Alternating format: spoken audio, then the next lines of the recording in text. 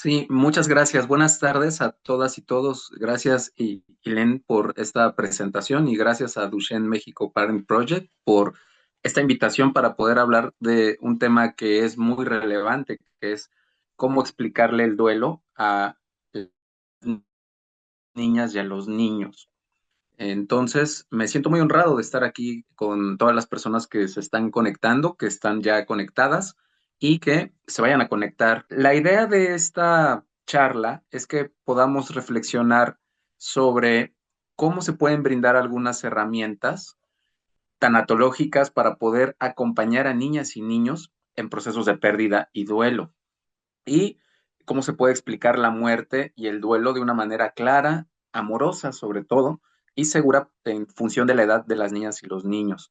Y es importante que esta reflexión la hagamos desde una perspectiva, pues en principio como adultos, como madres, padres, como familias, como personas, pero también es importante que podamos tener esa empatía y esa identificación con las niñas y los niños, considerando que tienen pues una edad cronológica diferente y que a partir de ello es muy importante que podamos considerar ese factor eh, de la edad. Es muy importante para poder comunicar y transmitir de manera adecuada lo que es el duelo por la pérdida, por las pérdidas significativas. Nuestra estructura de esta charla será, hablaremos sobre cómo explicar la muerte a las niñas y a los niños en esta edad, qué hacer y qué no hacer, ¿no? Eso es algo muy importante porque luego hacemos cosas muy de adultos y hay que considerar que las niñas y los niños pues tienen otro desarrollo cognitivo que está formándose y está en proceso. Y sobre todo veremos aquí en la charla algunas recomendaciones tanatológicas, prácticas para que puedan llevarse la audiencia, algunas herramientas que puedan ser útiles al momento de que puedan ustedes comunicar y transmitir lo que se necesite hablar con las niñas y los niños. La idea también es que si el margen nos lo permite, pues podamos hacer un breve ejercicio para que ustedes también se lleven una práctica y podamos hacer una reflexión final juntos, ¿no? Y también pues poder responder a sus preguntas o a sus inquietudes en función de nuestro tema. Entonces, vamos a estar hablando este tema en ese contexto que les estoy platicando, que eso la verdad es que me da mucho gusto porque es un tema que como tanatólogo he trabajado de manera muy profunda. En- He tenido la experiencia de poder acompañar a niñas y niños en sus pérdidas como pacientes y como tanatólogo, y es una experiencia muy formativa y enriquecedora porque me han permitido poder tener este aprendizaje de empatía, considerando la manera en que viven el mundo. Entonces, mucha de la información que yo les estaré platicando será en función de la experiencia práctica. Eso es algo muy importante y bueno, hablaremos con algunos referentes teóricos, probablemente que nos puedan dar algunas pistas, pero lo más importante es la vivencia. Antes de empezar a hablar de cómo transmitir el duelo, me gustaría compartir con ustedes qué duelo. El duelo va a ser un proceso adaptativo que todos los seres humanos vamos a experimentar a partir de que hay pérdidas significativas. Una pérdida significativa es un evento que va a alterar nuestras estructuras biopsicosocial y espiritual y que puede suceder independientemente de la edad que tengamos. Lo que va a cambiar es cómo la vivimos, cómo la experimentamos. Ahí en ese aspecto, entonces el duelo hay que comprender que es parte de la vida. Y la idea de la tanatología es manejar el duelo como una experiencia de tiempo. Los procesos terapéuticos que hacemos como tanatólogos buscan que ese proceso adaptativo que cuando no se lleva de una manera correcta o cuando se vuelve desestructurante y que puede enfermar a las personas, se denomina trastorno del duelo prolongado, según el DCM5, que es el instrumento con el cual podemos nosotros calificar y clasificar el duelo como ya un trastorno. Entonces ahí es cuando vamos a poder identificar que el duelo puede generar afectaciones en las personas. Cuando hay una desestructuración en las personas. En los niños también suceden estas desestructuraciones cuando se dan pérdidas significativas. Estamos pensando, por ejemplo, cuando se integra la familia, la partida de un ser querido, cuando mamá y papá terminan su vínculo y hay una separación, por poner algunos ejemplos de cómo van a experimentarse los duelos en las niñas y en los niños y cómo se van a vivir las pérdidas. Esto es algo muy importante porque les decía que las pérdidas, independientemente de nuestra edad, se van a estar presentando permanentemente a lo largo de la vida. Y estas pérdidas se van a presentar desde el momento en que pues prácticamente estamos saliendo de la seguridad del vientre materno, venimos a la realidad, al mundo, y ahí ya hay una transformación y un evento de pérdida que se impregna en la psique. Eso lo sabemos porque muchos de los duelos traen otros pequeños duelos que van adhiriéndose a grandes duelos, ¿no? Por eso el tema del duelo es muy importante comprenderlo en toda su dimensión. Ahora bien, eh, cuando un adulto pierde, cuando hay una pérdida en un adulto, hay un dolor profundo, ¿no? Y eso es lo desestructurante que yo les platicaba. Pero cuando una niña o un niño eh, sufren una pérdida, algo que se va a presentar en las niñas y en los niños es una sensación de confusión profunda, porque dependiendo de la edad, ahí pues tenemos que acercarnos un poco a los estadios del desarrollo que en algún momento autores como Piaget nos compartieron, nos va a permitir tener una mejor comprensión de cómo se va a vivir esta confusión.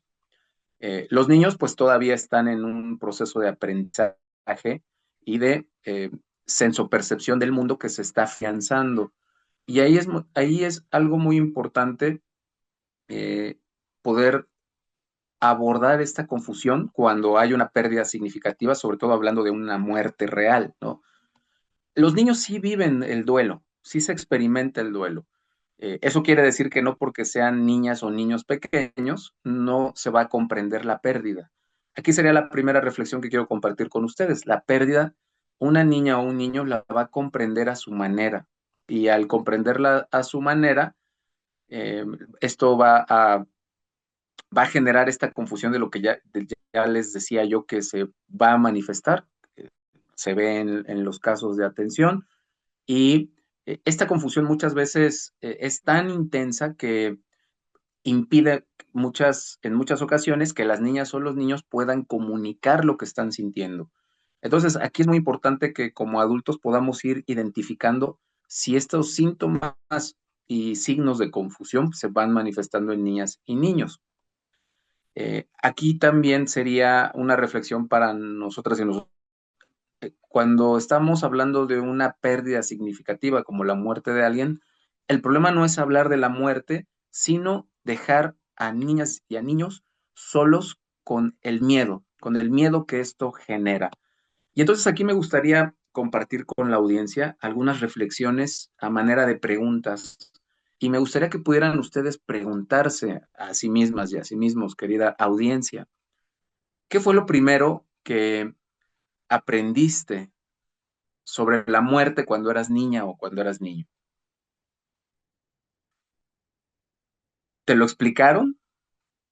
¿Te dejaron sola o te dejaron solo con esa inquietud? Recuérdalo en algún momento de tus vivencias, ¿no? ¿Cómo fue esa experiencia? Ahora bien, el duelo infantil, les decía yo que es un proceso adaptativo que todos los seres humanos experimentamos. Sin embargo, en la cognición infantil, y depende de las etapas del desarrollo, si hay primera infancia, infancia, preadolescente y ya adolescencia, eh, hay que considerar que eso va a modificar cómo se percibe el duelo en distinción de los adultos. Las niñas y los niños no van a procesar la cronicidad del duelo de la misma manera. Y también es importante que, dependiendo de estas etapas del desarrollo, que también Erickson nos establecía estas etapas del desarrollo de una manera muy clara, eh, consideremos que las niñas y los niños no van a entender completamente la permanencia del duelo como experiencia. Eh, hay una eh, una presentación de sentimientos que pueden generar confusión en el adulto, porque las niñas y los niños pueden jugar y llorar en el mismo momento, y entonces eso puede generar confusión. También en la manera en que hacen el duelo pueden presentar preguntas repetitivas, ¿no? Repetitivas sobre cómo fue el incidente, por qué sucedió. Y hay que recordar algo muy importante. Las niñas y los niños van a van a expresar sus emociones a partir de las conductas y el juego. Por eso es muy importante darle un seguimiento a niñas y niños en su comportamiento, en la manera en que están eh, expresando lo emocional a partir de la conducta, y normalmente se va a hacer a partir del juego. Estas serían algunas de las manifestaciones más comunes del duelo infantil, según Concepción Posch y según pues lo que uno puede observar en la consulta clínica de niñas y niños que están en duelo. Muchas veces se puede identificar que las niñas y los niños presentan emociones como tristeza, ¿no? Que se va a manifestar a partir del comportamiento, recuérdenlo. Enojo del evento, enojo porque el ser amado partió, ¿no? Y eso puede generar una reacción de enojo, eh, miedo o sensación también de culpa, ¿no? Estas dos emociones son complejas porque muchas veces las niñas o los niños se sienten culpables, sobre todo pensando cuando hay vínculos que se desintegran o familias que se separan, ¿no? Eso es muy común. El miedo a lo que sucederá o la culpa por el evento de separación. Ansiedad, ¿no? Normalmente la somatización física empieza a ser muy intensa en las niñas y en los niños por el tema de el manejo emocional y sobre todo, les decía yo, de esta confusión que se va a presentar en las niñas y en los niños porque no hay una claridad completa sobre el evento del duelo. Esto se va a poder identificar a partir de conductas muy concretas, ¿no? Como bueno, hay llanto, pero sobre todo hay lo que le llamamos berrinches, ¿no? Cuando uno era niño o no era niña, que en apariencia tenía estas conductas, no son necesariamente conductas conductas reactivas en donde hay el niño o la niña buscan confrontar al adulto, sino es un síntoma de un duelo profundo, y entonces eso hay que observarlo muy bien. Más que castigarlo, que esa palabra pues la tenemos que quitar de las infancias, hay que identificarlo para poderlo trabajar. Eso es algo muy importante porque esa es la manera en que el niño o la niña va a comunicar cómo está experimentando la pérdida. También hay conductas de aislamiento, ¿no? Que las niñas o los niños pueden ir presentando a partir de la intensidad de la emoción o en otras ocasiones también conductas de agresividad, ¿no? Y una que es así como muy significativa es las conductas de retroceso. Vamos a poder observar que puede haber eh, regresiones a estadios anteriores, ¿no? Es cuando las niñas y los niños, como una conducta reactiva, pues tienen, por ejemplo, eh, estas necesidades de querer dormir con papá o con mamá o pues vuelven a no controlar sus esfínteres y cosas de ese tipo. Y sobre todo también se va a manifestar en la escuela. Los problemas escolares van a ser también un indicador de situaciones de pérdida y duelo. Hay que ser muy observadores como adultos cuando esas sintomatologías se estén presentando, porque normalmente si lo queremos leer desde el lenguaje del adulto, pues pensaríamos que esto tiene que corregirse a partir de la disciplina, y evidentemente que eso no funciona, sino más bien hay que tener esta apertura empática para poder comprender que son manifestaciones y síntomas del duelo. La somatización física también es muy importante observarla. Por ejemplo, se van a presentar muchas veces problemas de alteraciones del sueño, alteraciones de la alimentación, eh, cansancio crónico que pueden presentar las niñas y los niños, cansancio crónico, y sobre todo ante la amplificación de las emociones puede haber algunas síntomas somáticos gastrointestinales, ¿no? Esos serían así como que los síntomas que debemos observar como adultos. Aquí también es importante compartir con ustedes. La niña o el niño, en su estructura y en su condición, no van a superar el duelo, no van a superar la pérdida y la condición que genera la pérdida, que es el duelo, de una manera rápida. Eso es algo muy importante que tenemos que considerar como adultos. Cada niña y cada niño tiene su ritmo y tiene su tiempo, y eso hay que acompañarlo más que apresurarlo, porque va a responder la cronicidad del duelo a la necesidad y al contexto que cada niño y cada niña están viviendo. Eh, Esto lo digo porque muchas veces las conductas de las niñas y los niños, que al ser conductas de juego, pues podrían darnos a entender que ya ha pasado el momento del dolor, y muchas veces no es así. Normalmente desde el juego los duelos infantiles se enmascaran, y entonces hay que tener mucha observación para ese proceso. Eh, los niños y las niñas entran y salen de los ciclos de duelo. Eso también es algo importante que hay que atender y que hay que observar, ¿no? Es un periodo de observación, desde nuestra función de cuidadores o como adultos, que tenemos que estar permanentemente realizando con las niñas y los niños.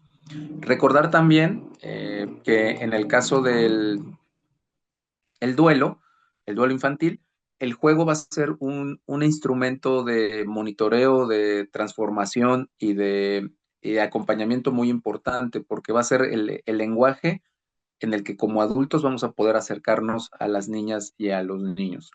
Es decir, el juego es necesario para que las niñas y los niños puedan procesar este cúmulo de emociones que es el duelo en sí, ¿no? Que es yo siempre pongo esta metáfora de una ola de mar que se acerca y que puede ser tan tranquila o puede ser tan intensa dependiendo de cómo llega, ¿no? Es más o menos así el duelo, un cúmulo de emociones, de varias emociones que se van a compaginar en un solo instante. Aquí también es algo muy importante que me gustaría compartir con la audiencia: cómo compartir la muerte con las niñas y los niños, ¿no? Esto está en función de la edad, y hay que considerar la edad. Aquí, digamos, la primera observación sería entender cuáles son las clasificaciones de la edad, ¿no? Entonces está esta primera infancia, la infancia, preadolescencia, adolescencia, como una clasificación general. Entonces tenemos estas edades de 3 a 5 años aproximadamente. Dentro de este estadio de edad es muy importante que consideremos estos aspectos, ¿no? Las niñas y los niños tienen todavía lo que se denomina pensamiento mágico. Y bueno, este pensamiento mágico es un pensamiento muy, muy hermoso que vale la pena cuidar mucho, porque es el momento en que la fantasía y la habilidad de crear, ¿no? La creatividad está latente en niñas y niños. Entonces, derivado de esa edad especial, es una edad muy, muy valiosa, muy importante. Las niñas y los niños pueden creer que las personas que parten regresarán, ¿no? Muchas veces se usa este lenguaje para las películas infantiles, por ejemplo. Eh, También digamos que si se va del lado más del dolor, puede pensar que la persona lo abandonó, ¿no? La niña o el niño puede pensar que hubo un abandono, y eso puede generar una huella de abandono.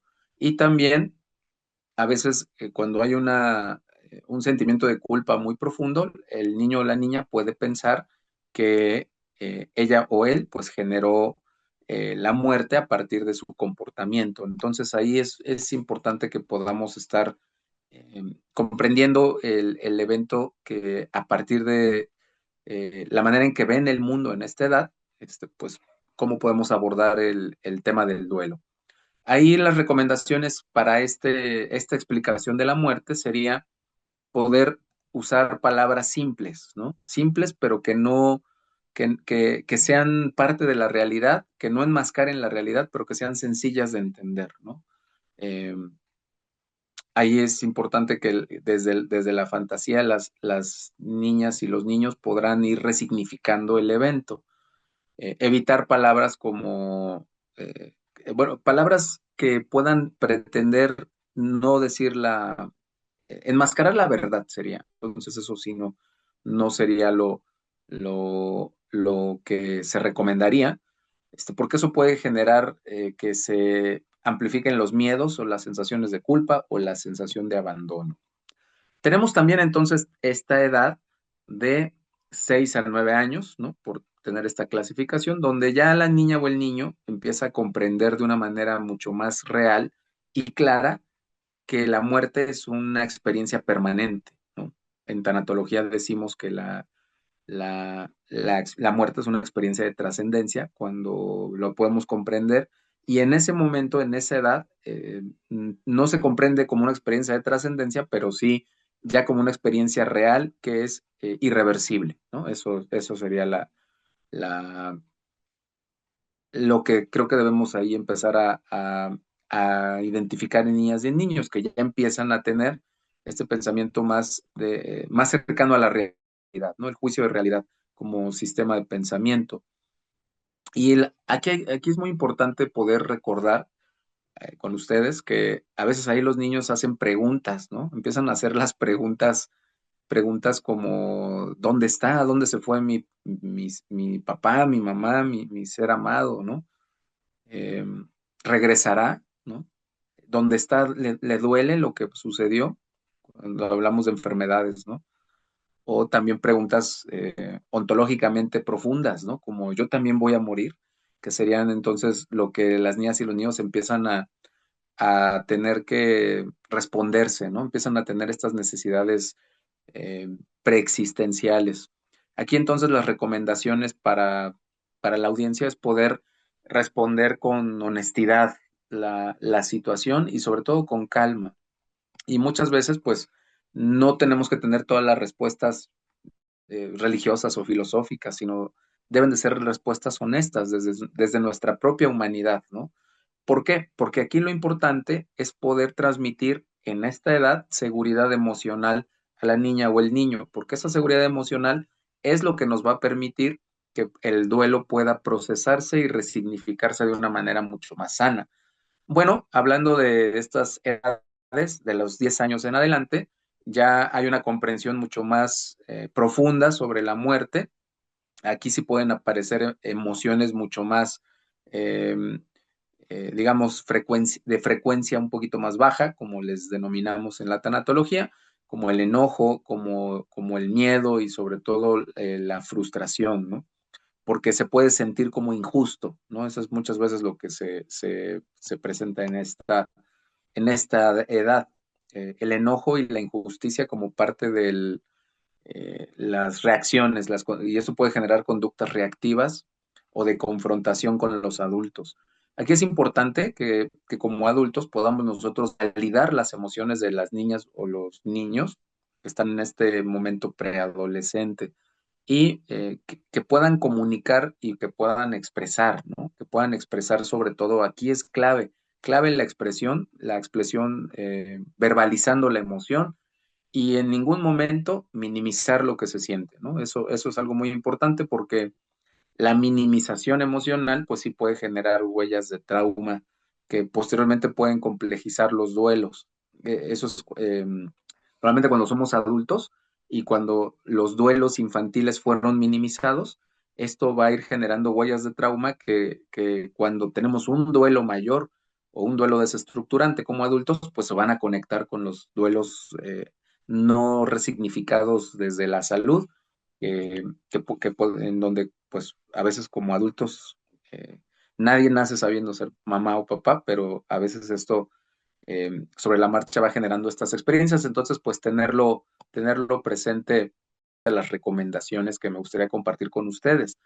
Eh, Decir la verdad sobre el evento de pérdida con mucho amor, eso es algo muy importante. El vínculo afectivo va a ser clave para poder generar las condiciones de resignificación. Tener este pensamiento positivo y la crianza con afecto van a ser estrategias necesarias para comunicar con amor el evento de pérdida, ¿no? Entonces, siempre decir la verdad con mucho amor. porque ahí entonces el vínculo afectivo va a ser lo que va a dar el soporte emocional a la niña o al niño. Entonces recuerden esto, la clave es el vínculo afectivo, el vínculo afectivo que como adultos tenemos con niñas o niños. Ahí pues dependiendo de cuál sea nuestro rol, ¿no? Nuestro rol social o nuestro parentesco. Eh, Porque la honestidad en las niñas y en los niños pues va a generar seguridad y va a generar condiciones de resignificación. El segundo punto que me gustaría compartir con ustedes, permitirle preguntas a las niñas y a los niños, no silenciar la necesidad emocional, ¿no? Eso es algo muy importante. Aunque muchas veces estas preguntas sean repetitivas, porque lo va a hacer, van a suceder así la repetición como una necesidad de significar el evento, no silenciarlos, ¿no? Permitir las preguntas, porque dentro de esta repetición de preguntas, las niñas y los niños van a buscar contención. Entonces, la manera de la búsqueda de contención emocional va a ser a partir de la repetición de las preguntas. Otro de los puntos que me gustaría compartir con ustedes sería la validación emocional. Eh, Aquí tenemos que usar frases de validación, es decir, validar la emoción de niñas o niños dependiendo de la edad.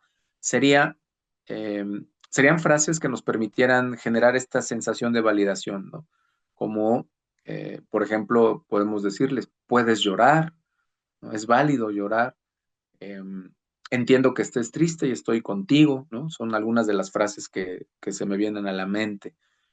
Pero entonces validar la emoción va a ser clave, es decir, poderles transmitir la sensación de que la validación, de que la emoción que se expresa es válida, ¿no? Que no reprimirla.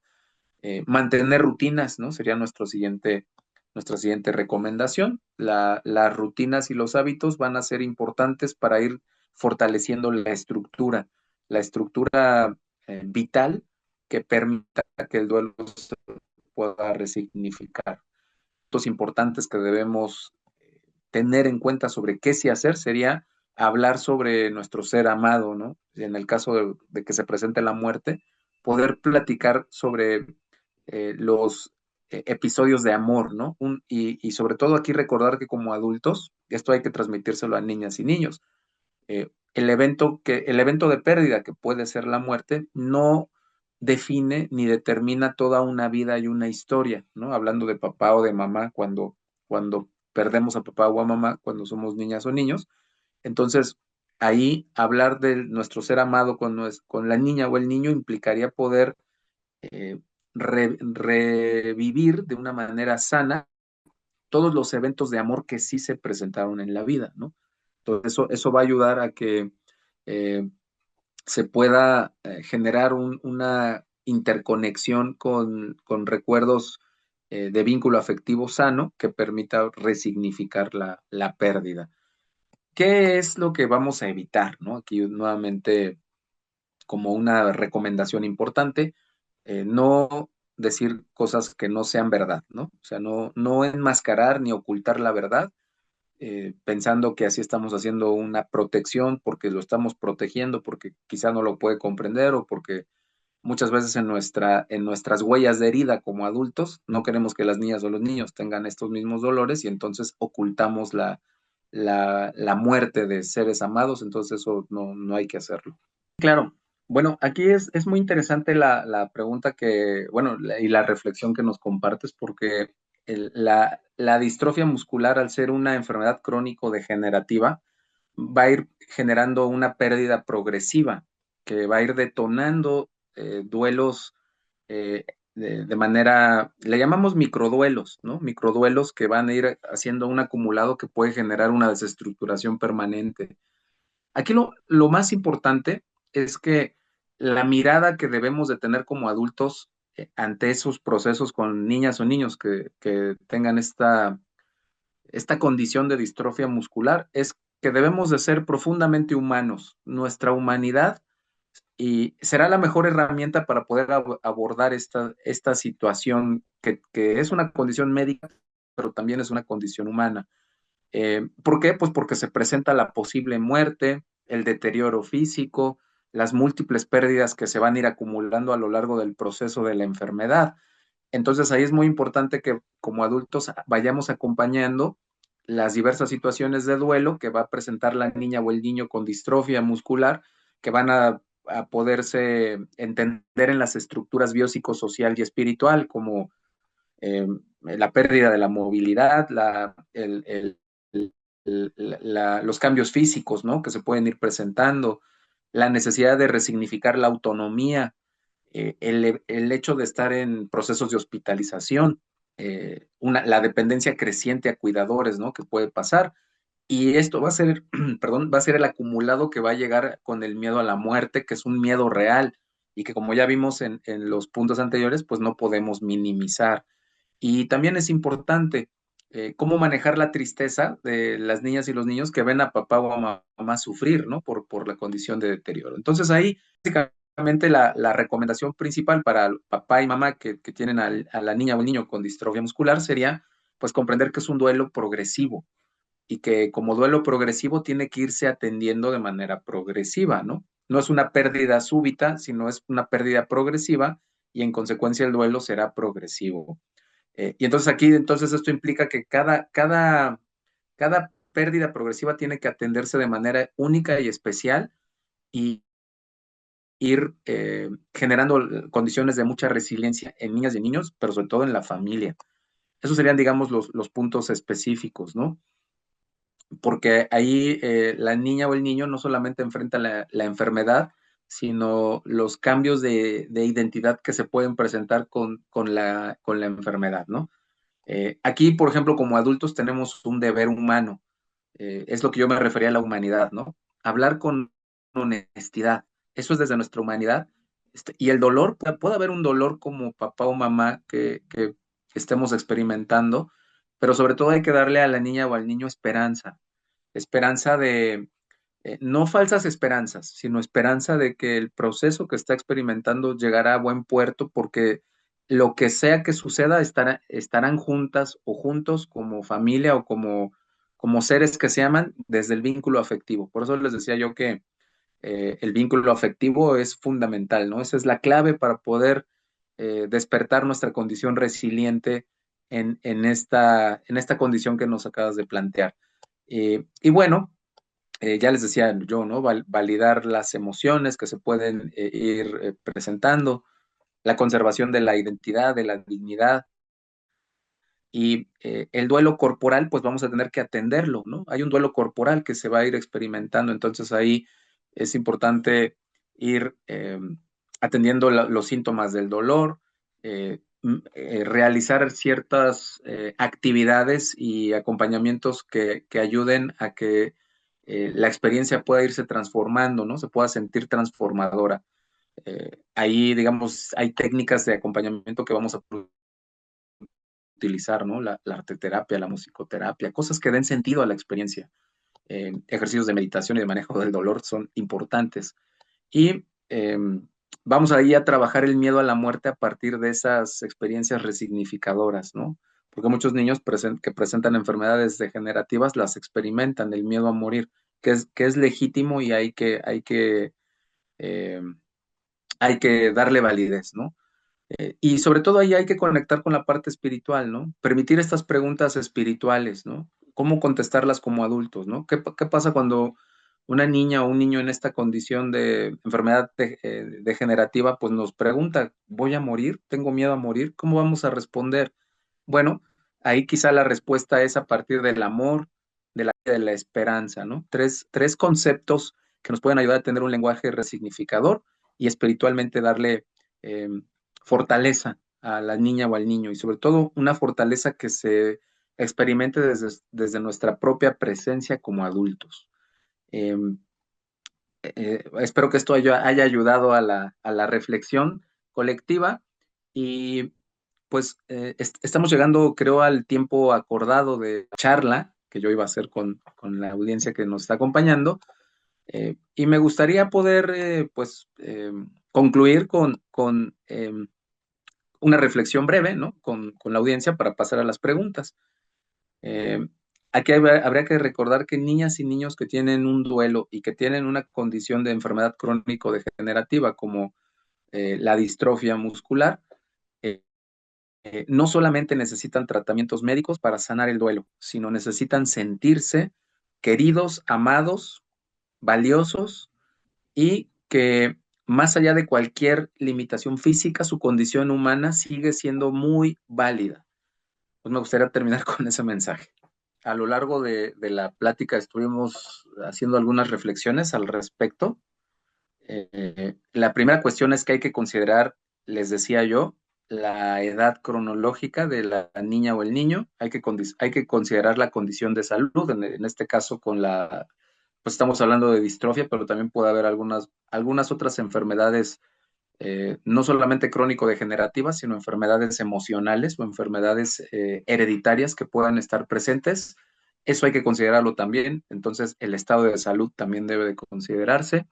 La edad, les decía, considerar también la forma en que se dio la pérdida, eso va a ser importante, pero recordemos, ya una vez que tengamos estos factores claros, hablar con la verdad y la honestidad, dependiendo de la edad de la niña o el niño, pero siempre con la verdad y con un lenguaje claro y sencillo que permita que la niña o el niño pueda comprenderlo de manera real y que a partir de esa comprensión pueda el niño o la niña sentirse acompañado, porque ya les decía yo que ahí la estrategia fundamental es el vínculo afectivo.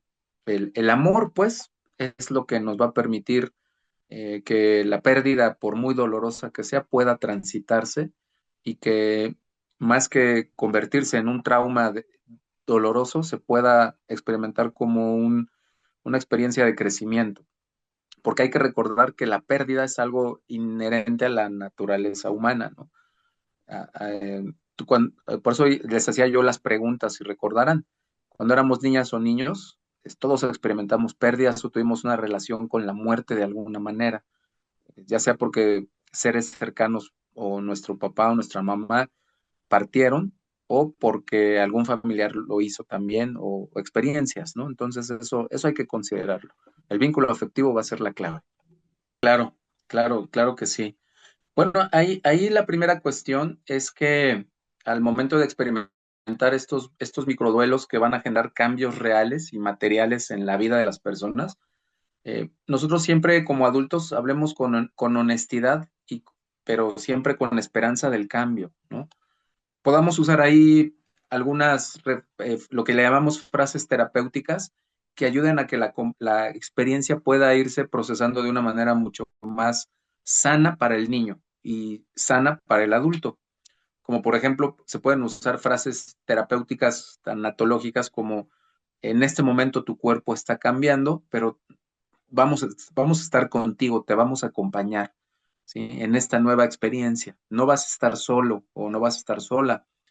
Siempre me vas a poder decir cómo te sientes al momento de que, por ejemplo, hablando de la introducción de la silla, ¿no? De la silla con la pérdida de la movilidad o la necesidad de tener este eh, aditamento de apoyo. Eh, Usar estas frases terapéuticas pues va a ayudar mucho a que las niñas y los niños puedan adaptarse, porque recordemos que el duelo es un proceso adaptativo y el microduelo también lo es. Entonces, tenemos que hacerlo así con frases terapéuticas que ayuden a que se pueda ir adaptándose el duelo en el niño o en la niña, aunque aquí, como bien decías, pues quizá lo más complejo luego es como adultos, ¿no? Aceptar, perdón, que eso es así o eso va a suceder. Y seguir con las frases terapéuticas, ¿no? Como por ejemplo, eh, tocar mucho el tema de la dignidad de la persona, del valor de la persona, de la autoestima como herramientas terapéuticamente que como adulto nos ayuden a poder dar soporte y sostén a una niña o un niño en esta condición, ¿no? Tu valor no depende de lo que tu cuerpo pueda hacer. Eres valiosa o eres valioso por el simple hecho de estar aquí. Seguimos teniendo muchas maneras de vivir en amor y en alegría contigo, ¿no? Que serían algunos ejemplos de frases terapéuticas. Realidades humanas que evidentemente desde nuestra condición de humanidad pues son dolorosas. Cuando somos adultos y vemos a nuestras hijas o hijos o a nuestros familiares en esas condiciones, pues claro que hay un dolor. Y también es importante que reconozcamos que la niña o el niño también lo va a experimentar, ¿no? Que también va a experimentar ese dolor y que, como yo se los comentaba y se los mencionaba, pues no es en automático que se va a resignificar, ¿no? Entonces, ahí una estrategia para el manejo del duelo de esa pérdida corporal crónica que puede irse presentando es siempre conservar, ayudar a que la niña o el niño conserve su dignidad y su identidad, que el valor de la persona se centre en fortalecer su valor como ser humano y que no se coincida como el enfermo, ¿no? Como, o sea, no es el niño enfermo, sino es un niño, es un ser humano que tiene una condición, pero esa condición no lo determina. Y entonces ahí tenemos que hacer un acompañamiento del duelo con estrategias que fortalezcan la creatividad, la red de apoyo, ¿no? La red familiar que pueda acompañar el proceso para que el ser humano se fortalezca y no el ser enfermo, como les decía. Eh, Poder hacer una estrategia en donde los sueños de la niña o el niño puedan materializarse de una manera real en función del contexto y de las condiciones materiales, pero que no se pierda la capacidad de soñar, ¿no? La capacidad de reír y la capacidad de jugar. Entonces ahí la red de apoyo que como adultos construyamos va a ser fundamental e importante. Y sobre todo, pues esto que les decía, ¿no? Fortalecer esa condición de ser humano eso nos va a permitir que exista eh, esta fase identitaria fortalecida y que la identidad pues sea real y entonces que no se instale esta versión de niño enfermo o de niña enferma, que eso sí hace, hace una afectación que hace que el duelo no se pueda procesar. Siempre algo que funciona mucho en una condición de duelo por alguna enfermedad crónico-degenerativa o alguna muerte real es poder integrar toda esta información que hemos platicado aquí como adultas y adultos que nos interesa este tema y que nos interesan las niñas y los niños para que puedan sanar su duelo. A partir de los cuentos va a ser una buena herramienta y estrategia terapéutica para poder hacer un diálogo sanador. Entonces, integrar toda la información a partir de poder contar la historia eh, a partir de un cuento, a partir de personajes, va a ser la mejor, ¿no?